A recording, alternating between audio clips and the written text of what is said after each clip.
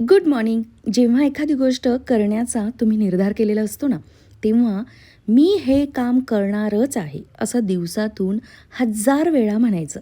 मग ती गोष्ट साध्य करण्यासाठीचा योग्य मार्ग लवकरच तुमच्या पुढे येईल. इंटरनॅशनल योग डे यावर्षी शनिवारी आलेला होता. तर पहाटे लवकर उठलो आम्ही. तुम्ही पाहिलत की 5:30 वाजता घर सोडलं. 40 मिनिटाचा बाहेरचा वॉक करून झाल्यानंतर घरी येऊन असा योगा केला. आणि हो, अहो डेली योगा नाहीत करत, ते मॅरेथॉन रनर आहेत आणि त्यांचं रनिंगचं रेकॉर्डही खूप छान आहे. डेली रनिंग करणाऱ्या आहोंना आज मी माझ्यासोबत योगा करायला घेतलंय. सूर्यनमस्कार करतोय आम्ही दोघं आणि अर्थातच डेली ते करत नसल्यामुळे फ्लेक्झिबिलिटी नाही. आणि बरं, मी पण डेली नाही करत.